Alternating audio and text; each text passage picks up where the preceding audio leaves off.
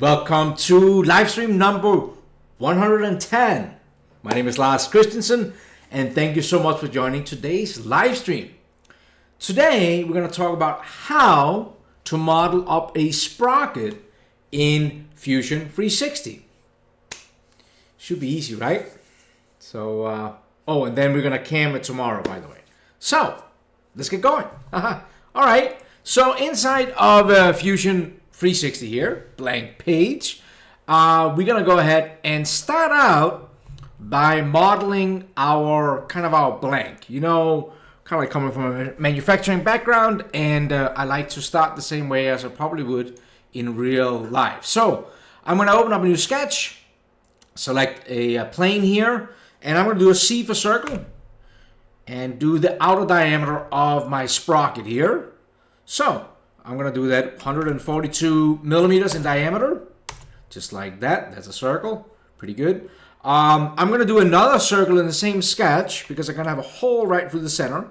C for circle, and sketch another circle through here that is 32. If you're brand new to Fusion, don't forget that because now when I go ahead and hit Q for press pull, I kind of like already got that hole in the center. Right? So there's no really reason, if you're brand new, there's no really reason to do two sketches. Now, I'm going to do this one 14 millimeters thick, but I'm extruding from the back face. Let me turn the origin on. I'm doing that from that back face right here. So I think I rather want to go symmetrical. So hit the drop down for direction and go symmetrical. Now it's moving to the center. But of course, Fusion gives you two options. You can do half length or full length. So I still want it to be 14 thick, so I'm going to switch it over to there. So I guess my point is when you're doing your extrusions, make sure you're familiar with these menus in here because there's some neat things in here, right? Hit OK, and we kind of like got our blank with the plane cutting right through the center there. For modeling up our sprocket. Cool. Should be pretty close, right? Now we got to do the profile for the sprocket, and here we need to talk a little bit because everybody kind of like used to have their own stanzas, and how do you figure out how you're gonna make the teeth? And this goes also. So we're gonna do a sprocket like you have on your bicycle or something. But this, of course, also goes for gears. Everybody have their own standard. You got to follow it around. It can be really difficult. What I used was Trusted Machinist Handbook in here. In my edition, I don't know what is my edition, the 26th edition, if you go to page 2438, there's a lot of pages in this one here. That's where you get all the different sprocket data, gear data, all different kinds of stuff. Watch out, a lot of companies decided to make their own standards too, so many times this don't work. If you don't have a machinist handbook, I would really recommend you should pick one up. You could do like I did. This one was a property of the Missouri Southern Bookstore. If you can see that in that sticker right there, meaning I bought my second hand. You really don't need to go out. I think these are expensive, like 80 or 100 bucks. You can get them a lot cheaper on eBay. There's the tip for today. If you're not learning anything else from Fusion 360, go and buy yourself a machinist handbook. Second-hand edition is a little bit cheaper. Now, because doing this kind of stuff on the screen could really become boring, and you know, I really spent quite a time reading, and then I probably started cheating somewhere along the way. What I did was I drew up this here. I'm not really going to bore you too much with all this stuff because, like I said, it really depends on what kind of sprocket you're making, torque, all different kinds of stuff. I also rounded up the numbers that I got, and this one, you know, if you just got to go out to space, I probably wouldn't swear my life on it. But what it stand on is a bunch of circle pitch diameters, some other circles interacting, and then in the end it actually becomes kind of like some solid lines, and it's like one arc, one line, and two circles that kind of like makes the gear. I'm happy to share this this file with you, this sketch geometry here, and you can kind of like play around with it. But again, don't sue me for rounding the numbers up or anything. Now, how do we get this file with this sketch into this file? Well, if you watched how I was talking about how I modeled the other day, you could go out and you could go out to your data panel. You can see that that file is sitting right there. You could right click on it and you could insert it into current design, and it would come in here. That would be one way to do it, and not a bad way at all. But I thought, now I had the opportunity, why not show you another trick? So let me open up this sketch again, and I'm literally just going to highlight the whole thing. I'm going to do a Control-C on my keyboard, go back into our blank here. I'm going to right-click and open a new sketch, and do a Control-V. And then you will see that I'm copy-pasting that sketch in here. Now, it opens up the Move command in here, but I'm okay with where it is. I'm going to hit OK. You will see, though, that it's blue. It's underdefined. So when I bring the sketch in, the sketch is underdefined. Well, all I have to do is go up and say coincidence with the origin. I'm going to pick that over in the tree and try to select the part origin over here, one of them. And I should be, they're right on top of each other, so it kind of depends on what I select.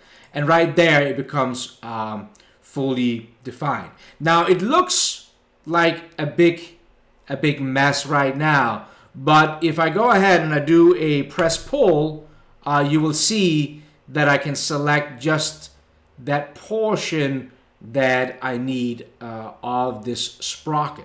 So I'm going to hit OK to that, and I kind of get the cutout for the sprocket here. Now, it doesn't really look like much right now, but if we go in and we go ahead and use the patterning for a circular pattern, and it defaults to faces. I prefer features.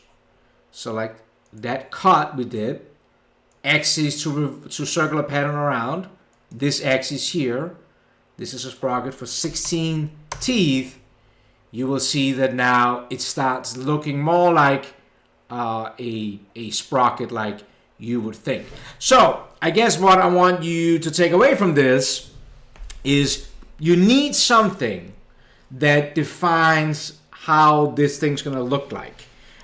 When you get all that data and you get all the formulas out of whatever you have, then you need to draw it up kind of like with those different dimensions, and then and I'm not going to try here to show that, but because again, it depends on what you're trying, what type of sprocket, what type of gear you're trying to design. But you can draw it up here, and then like you saw, I copy pasted it in, and then we got the sprocket. That was easy, right? Well, anybody who watched the live streams know that I don't just talk for 8 minutes. And plus, we got to do this one for Cam tomorrow. So I thought we might just play around with it a little bit more, maybe show you a couple of more tricks. So what I want to do to this sprocket is I want to kind of like get many times, like especially if you're looking, again, I'm thinking bicycle sprocket, a motorcycle, whatever you're for. Sometimes they're not flat. Sometimes they kind of like have a curved edge to them. So I thought that we should do that. I thought we should put that in. And that made me think of a couple of things as we're modeling up here. Notice my origin. I got the three planes right here. And notice how my plane goes right straight up through the center of the bottom circle here. Now, I want to put on that radius on the outside and actually also do a T-slot in here. So what I actually want to do is I actually want a plane that cuts right through the top of the tooth here. Now, how do I do that when I have a plane that goes right through the center? Well, if you're familiar with the different options, there is in here one called plane at an angle, a construction plane at an angle. So I'm going to select that one. I'm going to select that center line here to rotate it around. Now, anybody know what the angle is for that tooth? Well, you could start measuring it, but anybody who are better at math than me would probably already figured out that we could do, well, my first thought was to say, well, I know there's 16 teeth. So 360 divided by 16, you can do math right in here, right? Hits enter, and look at that, and well, oh, that doesn't work because that actually just moved it over and made it flush with that radius, but what's the same one the other one has. Don't forget, you can go down and right click, edit feature. Instead of 16, well, why don't we try then half of that, or double of that, I guess, 32, and now we have a plane that cuts right through the teeth there. So simple math, and we could actually create that there. Okay, so we should be good to kind of like put a spline on here, put some nice radius on here. So I'm going to start a sketch on that plane. So I'm going to right click and create a sketch, and it kind of like makes me normal to here. And I'm going to go ahead and create a couple of helping lines for me to start out. So I'm going to hit L for line. I'm going to blast a line right through up here, vertical. And I'm getting in a habit right now to double click when I want to end the line. So double left click. It gets me right out of the line, but keeps the line tool active. That's actually something I didn't used to do.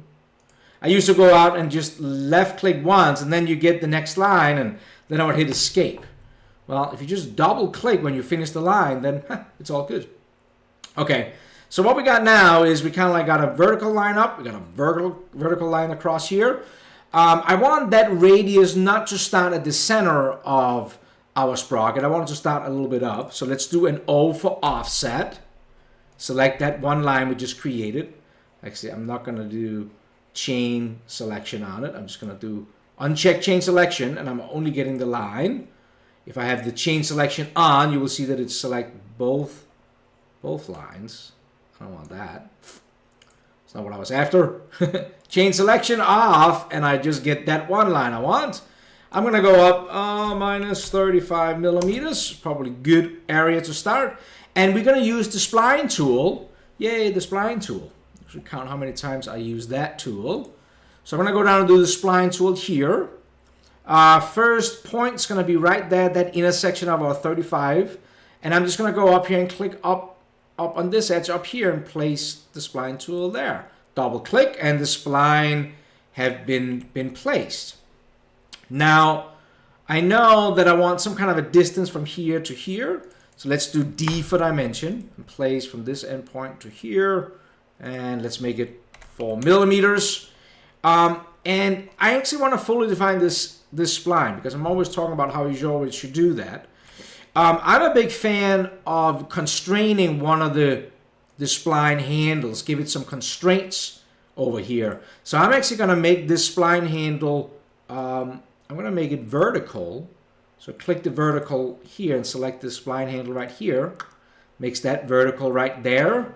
And then when I'm looking up here, so I only really want to use this spline handle up here to kind of like adjust that radius that I want. I can pull in it, make it fatter, or I can make it a little thinner and kind of like, I think that is good right there. So then I'm not going to make this one vertical. I'm going to make that a degree. So again, I can use that help line I had right there. Let's just round it up, 12.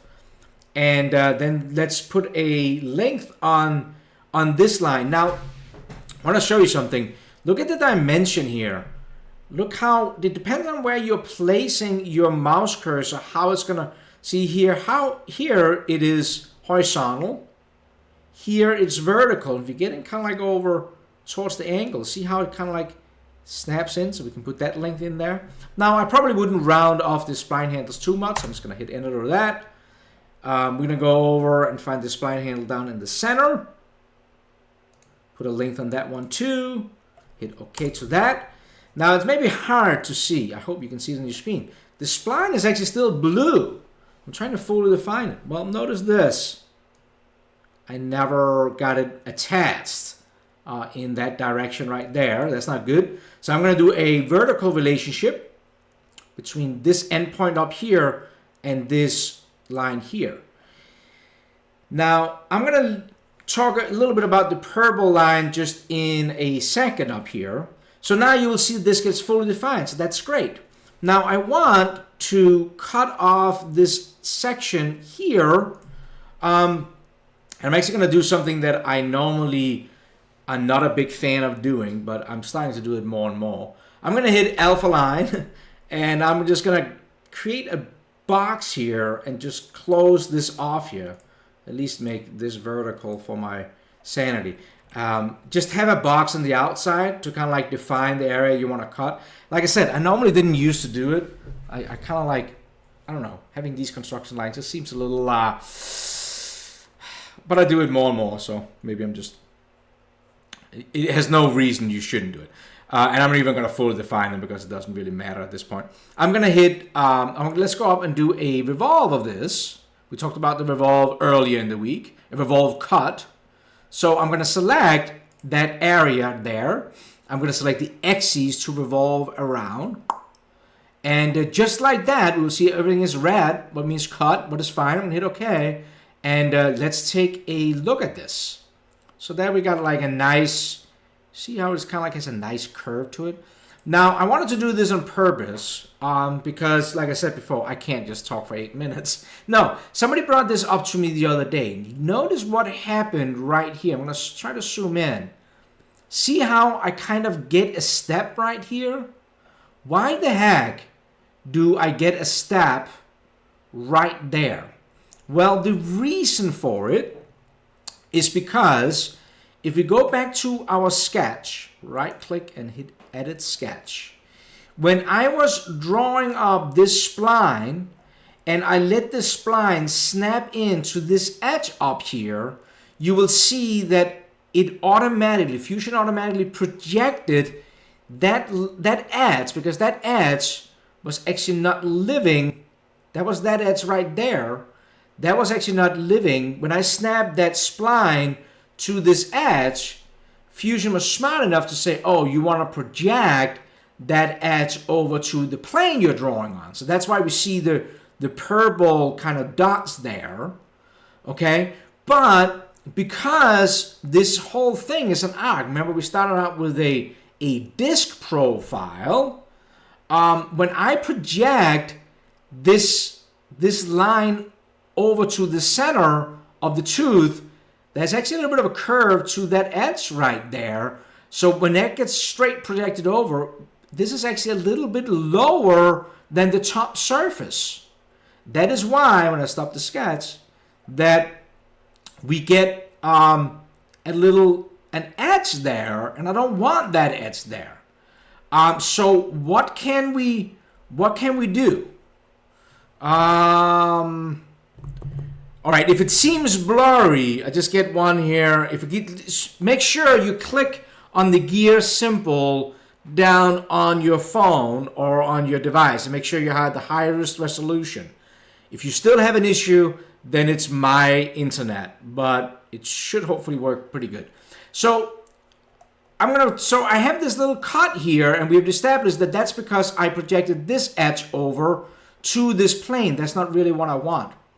Well, one thought, and there might be other ways to solve this, but my solution to this is a little bit, I don't know, I feel like a little bit like, duct taping it, but it works. I'm going to move back to before our revolve. So here's our sketch sitting right here. I'm going to turn I'm going to turn the plane on. Let me turn the sketch on so we can see the sketch, right? What I'm going to do is I'm actually going to cut. Remember we created that plane and that angle that is perfect on the center. I'm going to cut my part. I'm going to split body. Now just hold on if you're thinking, what the heck is he doing? I'm going to select the body to split. I'm going to use that plane I created to split the body in half. I'm going to put it back together again, don't worry.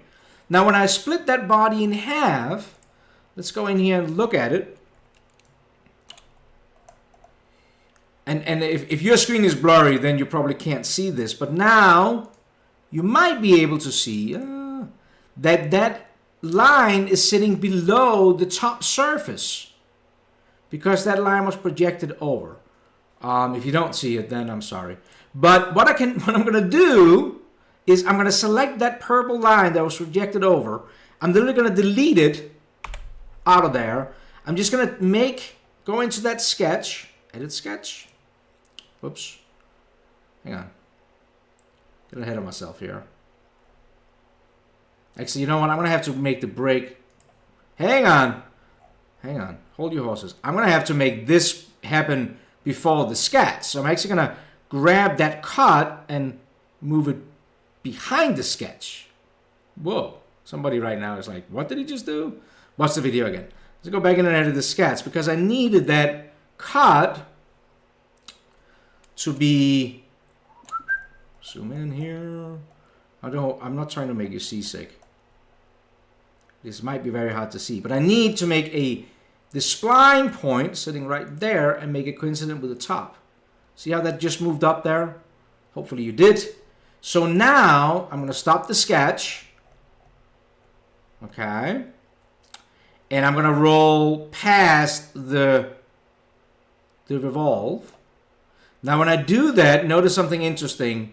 My sprocket just got cut completely off. And you're thinking, what the heck? It's just because that whole split body suddenly appeared and the revolve never saw the split body till now. So it gets a little bit confused about what it needs. So I'm just going to edit that and just select the right profile.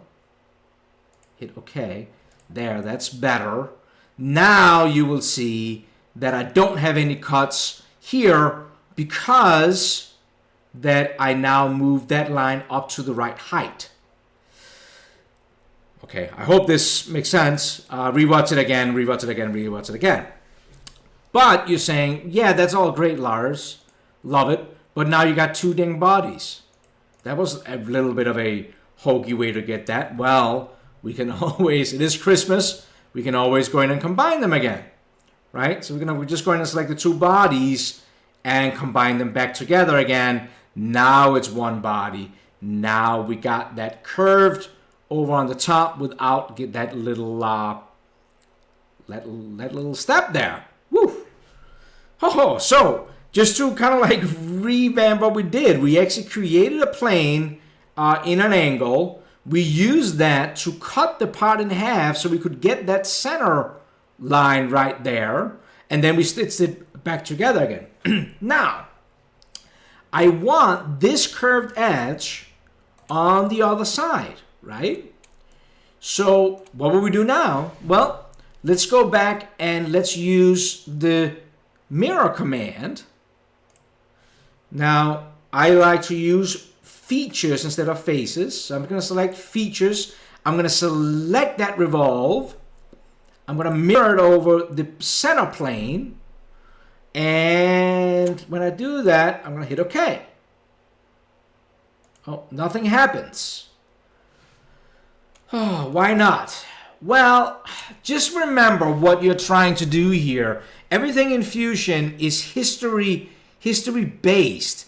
So when I now go in and select that revolve as a feature and it now has to mirror it over, it also got to kind of like deal with that combine I did. So when this stuff happens, you know, it's easy to say, well, hey, of course it should work. But notice if I go back once, go back to when it's still split in half here. If I go back now and try to do it, go in here and do the mirror, select features, so select that revolve. Let's select that center plane, hit OK. You will now see that it looks good. And then if I roll forward again, then it gets all stitched up and it's all good. So that's, you know, that's just one of those, I guess, small tips that, you know, I love that Fusion is truly history based. Like you saw how we move things around down here. Nothing really kind of like affect each other, but just, you know, be aware of the, I guess, the calculations that's going through here a little bit. Okay, the last thing I want to do to this one is I want to create a kind of like a T slot going through here. So let's go in here. Let's just hide that plane there. Let's start a sketch. Right click, create a sketch. And I'm just going to create another alpha line. And I'm just actually just going to use that point that I now got there. So create a line through here. O for offset. And let's make this, I don't know, let's make it a big T slot here, 6. I'm going to hit O for offset again, select the other line. I'm just going to go -6, like this. Let's hit alpha line and create a perpendicular line across there. D for dimension. Place it like this, I don't know, 25 maybe. And let's hit Q for press pull and drag that through there, through all, hit OK, hide my planes for a second, my origin. So that looks pretty dang good. Now the last thing I would do to this part is probably add the last fillets. So I would probably add fillets to the inside because you can't make a totally sharp corner. Maybe make that, I don't know, 1 millimeter, 2 millimeters. We're gonna machine it tomorrow, so we're gonna have to talk about that tomorrow, how big we make it. That might be our trouble right there. And I would actually probably add a chamfer on the inside, right? Because I'll probably take a little needle file right here and add a little flat 45-degree chamfer to that. And of course also maybe round some of the other areas in there. But that is how I would model up a sprocket in Fusion 360. I hope this was useful. I hope I showed you a couple of other tricks in there that you could use. If you came in late, I wouldn't say I cheated, but I didn't show how to do the data in specifics, just because that really depends on what kind of gear, what kind of sprocket you want. I used this as a reference. I rounded up my numbers just to make it a little bit easier for myself, because this is all inches and I did it in metric. I will share this file with you if you want it. My email address is down in the description area. Send me an email. I'll make sure that I share you that file if you want to look at it. That was Thursday. Tomorrow we're going to talk about machining this sprocket, but I'm more concerned about showing you like second operations and things like that. And then it's Christmas break. Almost ready for Christmas break. Next week is Christmas break, so we're going to be up next week. I hope this was useful. You let me know in the comment area. Thumbs up if you like it. If you don't, be honest, man. Thumbs down. If you haven't already, I would really appreciate if you hit that subscribe button. That's what I'm going to go to my boss with and say, hey, look how many subscribers I got. So that is that. I'm going to do what I normally do. I'm going to end the broadcast. So if you're watching the recording, I really, really appreciate you taking the time to watch these videos. It's awesome. And if you're in the live stream, in the chat, I'm going to come right in and say hi to you in there. So take care, guys. Hope to see you tomorrow.